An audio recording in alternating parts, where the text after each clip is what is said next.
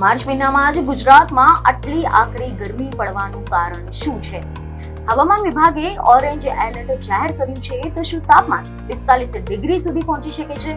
શું આ ગરમી પાછળ ગ્લોબલ વોર્મિંગ જવાબદાર છે કે પછી કોઈ નવી હવામાનની સિસ્ટમ? શું આવનારા દિવસોમાં ગુજરાતમાં વરસાદ પડી શકે છે કે પછી ગરમી વધુ વધશે?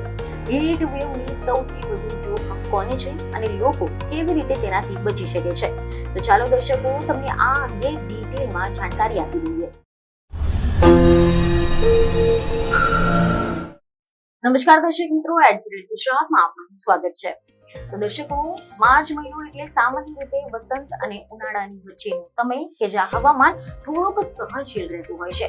સવારે હળવું ઠંડુ પવન અને બપોરે થોડું તાપમાન. પરંતુ આ વખતે તો ગુજરાતમાં માર્ચ મહિનો શરૂ થતા જ હવામાનનો એક એવો માહોલ જોવા મળી રહ્યો છે જે સામાન્ય રીતે મે કે પછી જૂન મહિનામાં જોવા મળે છે.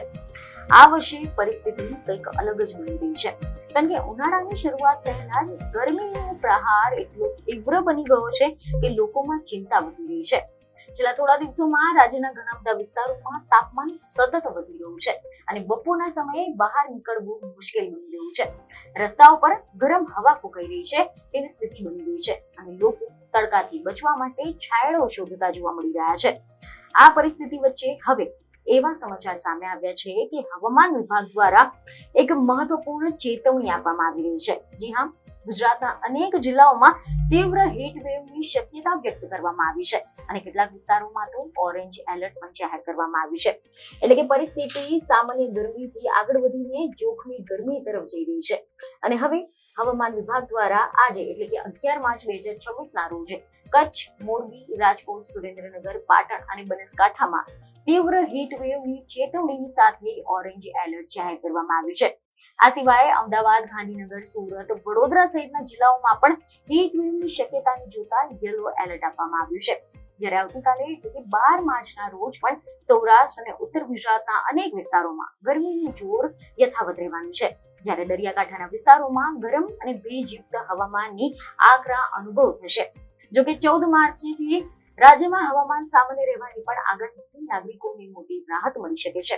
મહત્વનું છે કે સામાન્ય રીતે માર્ચ મહિનામાં ગુજરાતનું તાપમાન ધીમે ધીમે વધતું હોય છે, પરંતુ આ વર્ષે તાપમાન ઝડપથી વધી રહ્યું છે.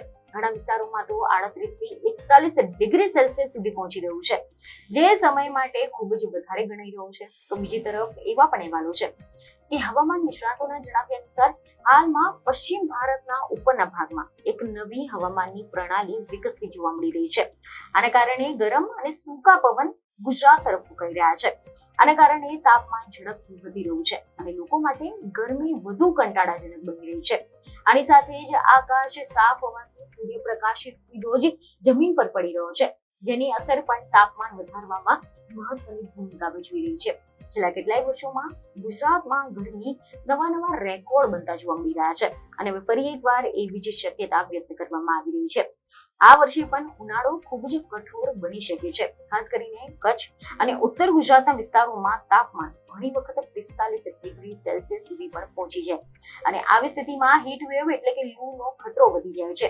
હીટ વેવ એક એવી પરિસ્થિતિ છે કે જ્યારે તાપમાન સામાન્ય કરતા ઘણું વધારે વધી જાય છે અને સતત ઘણા દિવસો સુધી આકરી ગરમી રહે. આવી સ્થિતિમાં માનવ શરીર માટે તાપમાનનું સંતુલન જાળવવું મુશ્કેલ બની જાય છે. જેથી હવામાન વિભાગે લોકોને સાવચેતી રાખવાની સલાહ આપી છે. લોકોને વધુમાં વધુ પાણી પીવાનું, હળવા અને ઢીલા કપડાં પહેરવાનું, તડકામાં લાંબા સમય સુધી ન રહેવાનું જણાવ્યું છે. બપોરે 12 થી 4 વાગ્યાની વચ્ચે તડકામાં બહાર ન નીકળવાની ખાસ સલાહ આપી છે, કારણ કે આ સમય દરમિયાન સૂર્યપ્રકાશ સૌથી વધુ અને તીવ્ર હોય છે અને શરીર પર તેની અસર વધુ પડતી હોય છે. હવે અહીંયા પ્રશ્ન એ પણ ઉભો થાય છે કે આ ગરમીની વચ્ચે જો વરસાદ થાય તેની કોઈ શક્યતા છે કે નહીં? કારણ કે ઘણા બધા લોકો આશા રાખી રહ્યા છે કે જો થોડોક વરસાદ પડે તો પછી ગરમીમાંથી રાહત મળી શકે છે. પરંતુ અહેવાલો તો એવા સામે આવી રહ્યા છે કે હવામાન નિષ્ણાતોના જણાવ્યા અનુસાર હાલમાં ગુજરાતમાં તરત વરસાદની કોઈ પણ મોટી શક્યતા નથી અને કેટલાક વિસ્તારોમાં તો વાદળછાયું વાતાવરણ બની શકે છે, પરંતુ આનાથી તાપમાનમાં કોઈ ખાસ ઘટાડો થવાની શક્યતા ઓછી છે. ખાસ કરીને દરિયાકાંઠાના વિસ્તારોમાં ગરમ અને ભેજયુક્ત હવામાન અનુભવ થઈ શકે છે. આના કારણે લોકોને વધુ અસહ્ય ગરમીનો અનુભવ થશે. એટલે કે તાપમાનની સાથે ભેજ મળીને ગરમી વધુ કંટાળાજનક બની શકે છે. પરંતુ હવામાન વિભાગે એક સકારાત્મક સંકેત પણ આપ્યો છે કે 14 માર્ચ પછી રાજ્યના કેટલાક વિસ્તારોમાં હવામાન થોડું સામાન્ય બની શકે છે અને તાપમાનમાં થોડોક ઘટાડો જોવા મળી શકે છે. એટલે કે હાલમાં જે ગરમી તીવ્ર જોવા મળી રહી છે તે થોડા દિવસો પછી થોડીક રાહત આપી શકે છે, પરંતુ ત્યાં સુધી લોકો માટે સાવચેતી રાખવી ખૂબ જ જરૂરી છે. બપોરના સમયે ભારે કામકાજ ટાળવું જોઈએ. અશક્ય હોય તો સવારે વહેલા અથવા તો સાંજે જ કામ પતાવી દેવું જોઈએ.